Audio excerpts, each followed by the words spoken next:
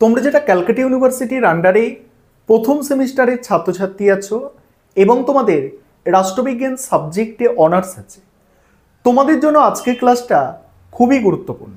আজকের ক্লাসে তোমাদের 100% কমনযোগ্য লাস্ট মিনিট সাজেশন নিয়ে আলোচনা করব।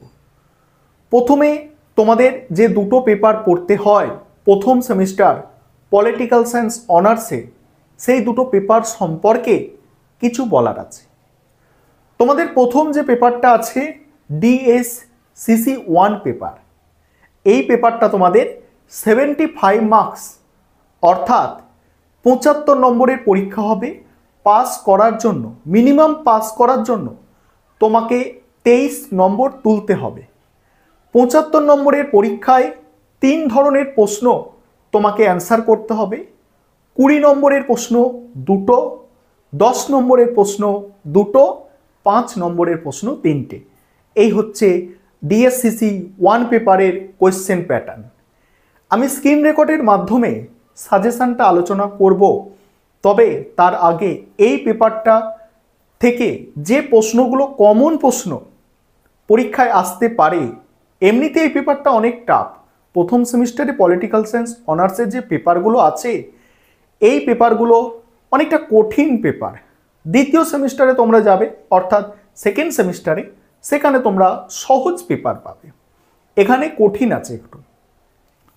তবে তোমরা দেখবে ক্ষমতা কাকে বলে, কর্তৃত্ব কাকে বলে, ক্ষমতা কর্তৃত্বের মধ্যে সম্পর্ক, এই যে প্রশ্নটা তোমাদের বললাম, এই প্রশ্নটা 5, 10 বা 20 যে কোনো প্যাটার্নেই তুমি পেয়ে যাবে। কোনো না কোনো প্যাটার্নে দেওয়া হবে। সেটা 5-এ দেওয়া হতে পারে, 10-এ দেওয়া হতে পারে, 20-তে দেওয়া হতে পারে, তবে থাকবে নিশ্চিত ক্ষমতা কর্তৃত্ব সম্পর্কে ধারণা এবং ক্ষমতা কর্তৃত্বের মধ্যে সম্পর্ক, মোস্ট ইম্পর্টেন্ট প্রশ্ন। তারপরে তোমাদের আছে আইন, স্বাধীনতা, সাম্য। এই যে আইন, স্বাধীনতা, সাম্য, এখান থেকে কি প্রশ্ন আসতে পারে? এখান থেকে মোস্ট ইম্পর্টেন্ট প্রশ্ন যেটা হতে পারে সেটা হচ্ছে আইন কাকে বলে, অর্থাৎ আইনের সংজ্ঞা এবং আইনের উৎস, মোস্ট ইম্পর্টেন্ট প্রশ্ন। তারপরে আসতে পারে আইন স্বাধীনতার মধ্যে সম্পর্ক, আইন সাম্যের মধ্যে সম্পর্ক, তারপরে আইন ও স্বাধীনতার মধ্যে সম্পর্ক। এইভাবে এই যে 3টের মধ্যে সম্পর্ক, যে কোনো দুটোর মধ্যে সম্পর্ক দেবে, অবশ্যই আসবে পরীক্ষায়। সেটা তোমার 10-এ আসতে পারে, 5-এ আসতে পারে, 20-তে আসতে পারে, আসবে অবশ্যই। তারপর তোমার আছে মোস্ট ইম্পর্টেন্ট যে পোর্শনটা আছে হচ্ছে রলসের ন্যায় তত্ত্ব। এখান থেকে তোমাদের প্রশ্ন কিন্তু পরীক্ষায় আসবেই। রলসের ন্যায় তত্ত্ব, এখান থেকে প্রশ্ন তোমাদের রেডি করতে হবে। গণতন্ত্রের শ্রেণীবিভাগ সম্পর্কে ডেভিড হেল্ডের ধারণা।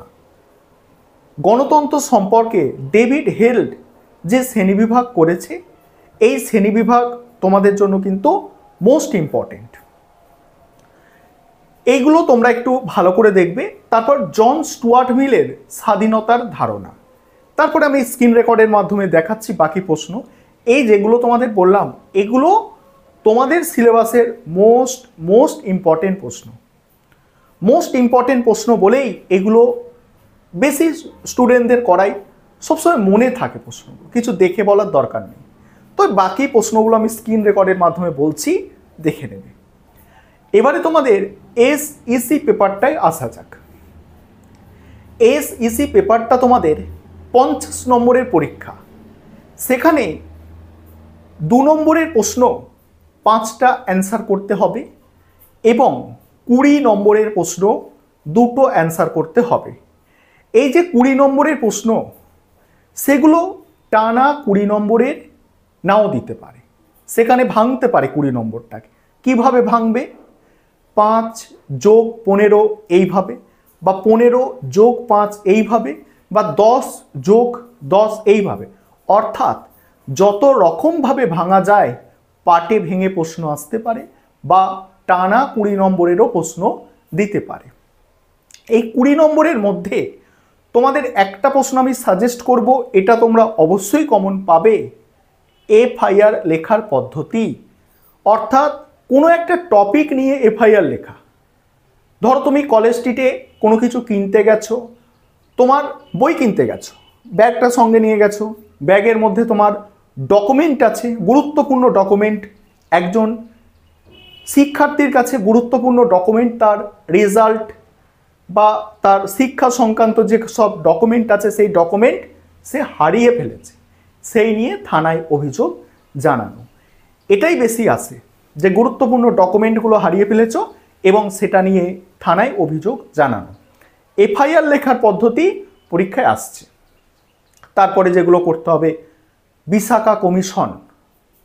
বিশাখা কমিশনটা খুব খুব ভালো করে দেখতে হবে। হিন্দু বিবাহ আইন, মুসলিম বিবাহ আইন, আর এই বিবাহ আইনগুলো হচ্ছে কি ব্যক্তিগত আইন, এগুলো ভালো করে দেখতে হবে। তারপরে তোমরা দেখবে ক্রেতা সুরক্ষা আইন। ক্রেতা সুরক্ষা আইনে ক্রেতারা কিভাবে অভিযোগ জানাবে, অভিযোগ জানালে কিভাবে তারা সুবিধা পাবে, এটা ভালো করে দেখতে হবে। টাডা পোডা পোটা অর্থাৎ সন্ত্রাসবাদ বিরোধী আইন, এটাও ভালো করে তোমাদের দেখতে হবে। তারপরে গ্রেপ্তার কাকে বলে, জামিন কাকে বলে, গ্রেপ্তার আর জামিনের মধ্যে পার্থক্য কী, কখন জামিন নাকচ হতে পারে, এইগুলো। তারপরে এই সব প্রশ্নগুলো একদম মোস্ট ইম্পর্টেন্ট প্রশ্ন, যে কটা তোমাদের বললাম এর মধ্যে থেকে কমন আসবেই, আসতে বাধ্য। এবারে তোমাদের স্ক্রিন রেকর্ডের মাধ্যমে আমি ফুল সাজেশনটা দেখাচ্ছি, তোমরা দেখে নাও। আরেকটা বিষয় বলে নিই, তোমাদের জন্য অনলাইন কোচিং ক্লাস চলছে। তোমরা যদি কেউ পরবর্তী সেমিস্টারের জন্য, অর্থাৎ এই সেমিস্টারে আর অ্যাডমিশন হবে না, পরীক্ষা কাছে, পরবর্তী সেমিস্টারের জন্য কেউ যদি অ্যাডমিশন নিতে ইচ্ছুক থাকো, স্ক্রিনে তোমরা একটা নম্বর দেখতে পাচ্ছ, এই নম্বরে যোগাযোগ করে অ্যাডমিশন নিতে পারো। আমাদের সপ্তাহে 3 দিন করে ক্লাস হয়ে থাকে, 2 দিন রেকর্ডেড ক্লাস দেওয়া হয় এবং 1 দিন লাইভ ক্লাস থাকে, আর মক টেস্টের ব্যবস্থা আর এসব তো আছেই, এসব বলার কিছু নেই। চলো ফুল সাজেশন দেখে নাও। আর যারা সেকেন্ড সেমিস্টার থেকে যুক্ত হতে চাইছো, তোমরা যোগাযোগ করবে পলিটিক্যাল সায়েন্স সাবজেক্ট সম্পর্কে ডিপ নলেজের জন্য এবং ভালো নম্বর পাওয়ার জন্য। আর স্টাডি মেটেরিয়াল তোমরা পারচেস করতে পারো এই সেমিস্টারের জন্য। স্টাডি মেটেরিয়াল পারচেস করার জন্য স্ক্রিনে দেওয়া নম্বরে যোগাযোগ করতে পারো।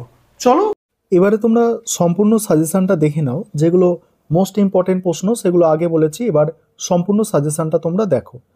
দেখো এখানে 10 নম্বর এবং 20 নম্বরের জন্য মডিউল 1 থেকে ডিএসসিসি 1 পেপারে যেগুলো তৈরি করবে, দেখো এখানে প্রথম প্রশ্নটা আমি প্রথমেই বলে দিয়েছি তোমাদের, ক্ষমতা কর্তৃত্ব কাকে বলে আর সম্পর্ক। আর এই প্রশ্নটাও তোমরা একটু ভালো করে দেখো, এই আধুনিক রাষ্ট্রে সার্বভৌমিকতার ধারণা বা আধুনিক রাষ্ট্রে সার্বভৌমিকতার অবস্থান ভালো করে দেখবে। আর এখানে সার্বভৌমিকতা সম্পর্কে দুটো তত্ত্ব আছে, একটা একত্ববাদী তত্ত্ব যেটাকে অস্টিনের তত্ত্ব বলে, আরেকটা হচ্ছে বহুত্ববাদী তত্ত্ব। বাকি সাজেশনটা তোমরা দেখো। আইনের এই যে সংজ্ঞা, বিভিন্ন উৎস লেখো, এটা বলেছি তোমাদের। আর এই সম্পর্কগুলো, আইন স্বাধীনতার সম্পর্ক, মানে স্বাধীনতা সাম্যের সম্পর্ক, আইন সাম্যের সম্পর্ক, এগুলো গুরুত্বপূর্ণ আছে। এবারে মডিউল 2 এ দেখো রলসের ন্যায়তত্ত্ব মোস্ট ইম্পর্টেন্ট, ডেভিড হেল্ডের গণতন্ত্রের শ্রেণীবিভাগ আর স্বাধীনতা সম্পর্কে জন স্টুয়ার্ট মিলের ধারণা, এই তিনটে হচ্ছে মোস্ট ইম্পর্টেন্ট। তারপরে বাকি প্রশ্ন তোমরা দেখে নাও। আর এই কর্তৃত্ববাদী রাজনৈতিক ব্যবস্থাটাও ভালো করে তৈরি করতে পারো। এবার 5 নম্বরের প্রশ্নগুলো দেখে নাও। 5 নম্বরের প্রশ্ন যেগুলো আছে দেখো, ক্ষমতা কাকে বলে, কর্তৃত্ব, জাতির সংজ্ঞা, জাতি রাষ্ট্রের পার্থক্য, এটা ভালো করে দেখবে, জাতি রাষ্ট্রের পার্থক্য, ঠিক আছে। এইগুলো দেখো, প্রত্যক্ষ গণতন্ত্র, পরোক্ষ গণতন্ত্র, আইনের সংজ্ঞা উৎস, স্বাভাবিক অধিকারের তত্ত্ব, অধিকারের শ্রেণীবিভাগ, প্রতিরোধের অধিকার মোস্ট ইম্পর্টেন্ট আছে, ঠিক আছে। স্বাধীনতার সংজ্ঞা, সাম্যর সংজ্ঞা, এইভাবে তোমরা এগুলোকে শর্ট নোট হিসাবে তৈরি করে নেবে। এবার 20 নম্বরের প্রশ্নগুলো দেখো। 20 নম্বরের প্রশ্ন, যৌন হেনস্থা আর মহিলা কর্মীদের যৌন হেনস্থা প্রতিরোধে বিশাখা কমিশনের নির্দেশিকা, ভালো প্রশ্ন এটা। তারপরে হিন্দু ও মুসলমান বিবাহ সংক্রান্ত ব্যক্তিগত আইন, এটাও খুবই ভালো প্রশ্ন। পণপ্রথা বিরোধী আইন খুব ভালো করে দেখবে, পণপ্রথা বিরোধী আইনটা। সাইবার অপরাধ কি আর প্রকারভেদ নিয়ন্ত্রণের উপায়, এটা মোটামুটি ইম্পর্টেন্ট আছে।